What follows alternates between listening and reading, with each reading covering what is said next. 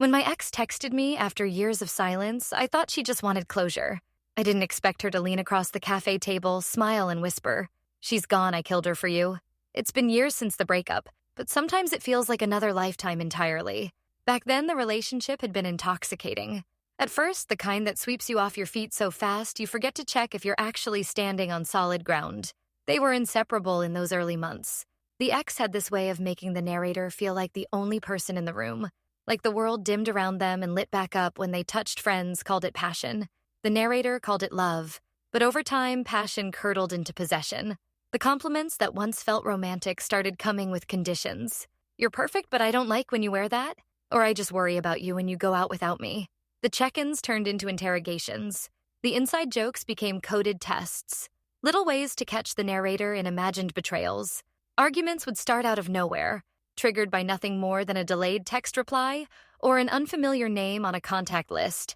Apologies from the ex were grand and tearful flowers, gifts, late-night drives just to talk things out, but the peace never lasted each time. The grip tightened a little more by the end. The narrator felt like they were living in a locked room with no key, constantly monitored, constantly questioned the love they had once cherished. Now felt like a cage lined with velvet leaving. Wasn't easy. There were guilt trips, late-night phone calls, and even unannounced visits. But the narrator walked away, knowing staying would mean losing themselves completely. Now, years later, the air feels lighter. The narrator either lives in the quiet comfort of their own space plants, thriving by the windowsill books piled on the coffee table weekend mornings. Free of tension or shares, life with a partner who knows the value of trust and space. They no longer measure love in grand gestures or constant attention. They measure it in steady respect. In laughter that doesn't have sharp edges, in silence that feels safe sometimes. On a rainy afternoon or in the hush of early morning, the narrator remembers that old relationship, the heat, the chaos, the exhausting high and low tide of it all, and they feel nothing but relief, not bitterness, not longing, just gratitude for the distance between who they were then and who they are now. It was an ordinary Tuesday, the kind of day the narrator barely notices anymore. Coffee in the same chipped mug, the quiet hum of the fan in the corner, a playlist softly looping in the background. Then the phone buzzed a name they hadn't seen in years. For a moment, their brain didn't quite register it. Then the weight hit familiar and unwelcome, like stepping into a room and smelling a cologne. You'd worked hard to forget the message was short. No greeting, no context. "I need to see you, it's urgent." The words sat on the screen like a dare. The narrator's first instinct was to delete it, block the number, throw the phone in a drawer, and carry on with the life they had fought so hard to build. But then came the itch curiosity, that old reflex from when this person's moods dictated entire days. Urgent, the mind-spun scenarios, was someone hurt? Did they know something the narrator needed to know? Or was this just another manipulation dressed in drama? The kind that used to pull them back in every time they tried to leave. They typed, "What's going on?" Deleted it, they typed, "I don't think we should meet," deleted that too. Minutes passed, the playlist kept playing, but the songs blurred. Coffee went cold finally against their better judgment. Or maybe because a small part of them still needed closure. They wrote back where the reply came instantly. Too instantly. "You'll understand when you see me." Something in the narrator's stomach tightened a knot that was equal parts dread and anticipation. They agreed on a cafe tucked away on a side street, neutral ground, public enough to feel safe. The kind of place where the hiss of the espresso machine and the low murmur of conversation could make anything seem almost ordinary. The narrator spotted her before she saw them. She was a shadow of the person they remembered. Hair, unbrushed shoulders, hunched eyes darting like she was scanning for threats. Only, she could see her hands fidgeted, constantly tapping the table, picking at the cardboard coffee sleeve until it shredded when she finally looked up, her stare locked on the narrator with a strange intensity. No smile, no small talk, just straight into it. "I left her," she said, voice trembling but certain. "I did it for you." The narrator blinked, caught off guard. "Left who? She's gone." She continued, leaning forward like she was about to share a conspiracy, for good confusion tangled with unease. The narrator's brain scrambled for context. An ex-partner, a friend, someone they had only heard about in passing. "What are you talking about?" She glanced around, as if checking for eavesdroppers, then lowered her voice to a whisper that sent a chill down the narrator's spine. "I killed her." The words didn't quite register. At first, they landed slowly, like stones sinking into deep water. The air between them seemed to shrink, pressing in tight. The narrator's mouth went dry. You other eyes gleamed, not with pride, but with something far worse, conviction. She was in the way. "Now we can finally be together." The narrator sat frozen words caught somewhere between their brain and their mouth. Disbelief wrestled with a growing horror. Surely this was some twisted metaphor, some desperate exaggeration meant to shock them back into her orbit. But the way she leaned in, eyes wide and unblinking, told them otherwise. It was meant to be. She said, her voice low but urgent, as if the universe itself had whispered the plan into her ear. You always knew we were perfect for each other. She was just in the way you couldn't see it before. But now nothing's stopping us. The narrator's pulse hammered in their throat. She kept talking, words tumbling over each other. You don't have to pretend anymore. I know you still feel it. I never stopped, not for a second, and now we can finally have what we were supposed to have. Her tone was almost casual, like she was reminiscing about old dates, not confessing to a crime. The cafe around them blurred into background noise. Cups clinked, milk steamed. Someone laughed at a table nearby.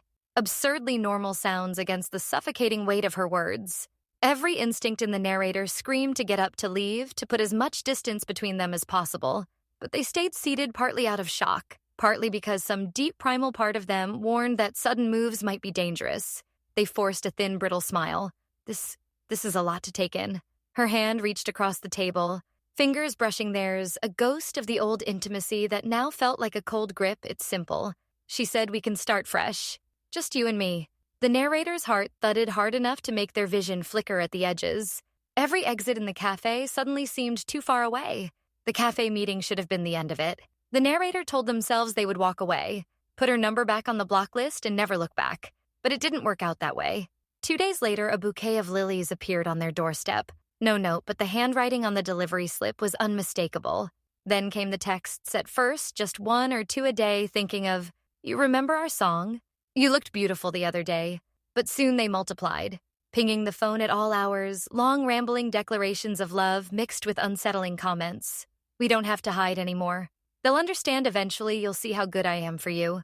Some nights there would be a knock at the door, always too soft to be the delivery guy, too insistent to be a mistake. When the narrator peered through the peephole, she would be standing there, hair unkempt, eyes glittering in the dark, a small wrapped box in her hands.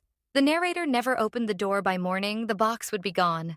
Then the news broke. The wife's death, initially labeled a tragic accident, was now suspicious. A police spokesperson confirmed they were investigating foul play. A photo of the deceased flashed across the TV, smiling mid-laugh, and the narrator felt their stomach drop. They hadn't known her well, barely at all, really. But they knew what the ex had said in that cafe. And now the timeline in the news matched the timeline in their memory. That night, the thought crept in like a draft under the door. If she's been telling anyone that we are together, if anyone saw us meet. Suddenly the narrator wasn't just afraid of her. They were afraid of the police knocking. Next, the decision wasn't easy for days. The narrator wavered, torn between the urge to protect themselves and the gnawing fear of what she might do if she found out they had gone to the police. Finally, one sleepless night, they gathered everything. Screenshots of texts, voicemails saved to a USB drive, notes about the nights she had shown up uninvited. They even wrote down the exact words she had said in that cafe. Forcing themselves to relive every detail, the next morning they walked into the station, every nerve buzzing like static. The officer at the front desk listened without interrupting his expression, tightening as the narrator laid out the evidence. Another officer joined in. Then a detective, the questions coming sharper now. When did she say this? Did anyone else hear it? Has she made threats toward you? They made it clear they didn't want direct confrontation. Didn't want her to know they were the one who came forward, but they also didn't want to wake up one morning to find her standing over their bed. The investigation moved quickly after that. The texts and the timeline lined up too neatly with the wife's. Death witnesses placed her near the scene. The confession in the cafe, while not recorded, became part of a growing pile of damning evidence 2 weeks later. The narrator got the call. She had been arrested, relief came, but it was thin, fragile that night. They locked every window and door, double-checked the deadbolt, and still found themselves jolting awake at every sound outside the image of her, at the cafe, jittery eyes burning with conviction, replayed in their mind. The logical part of them knew she wouldn't be out anytime soon, but logic didn't erase the deeper fear, the one that whispered at the edge of sleep. What if she finds a way back? In the weeks that followed, the narrator tried to stitch their life back together. They went back to work, met friends for coffee, even laughed again without immediately feeling guilty for it. But in the quieter moments, the memories crept in. The way love had first felt intoxicating, then suffocating, then terrifying. They thought about all the signs they had brushed aside back then, the controlling questions disguised as concern, the unpredictable mood swings. The way I love you had slowly started to sound more like a warning than a comfort. They told themselves it wouldn't happen again, that they would never let someone wrap themselves so tightly around their life that they couldn't breathe, that they would trust the early warnings, not the excuses. Then one afternoon, a plain white envelope arrived. No return address inside a single sheet of paper. Her handwriting, "We will be together someday." No threat. No explanation, just those words looping across the page in the same hand that had once written love notes. The narrator folded it back into the envelope, slid it into the bottom drawer, and locked it away. But that night, lying in the dark, those 5 words pulsed in the silence like a ticking clock, and they couldn't shake the feeling that somewhere even behind prison walls, she was still waiting.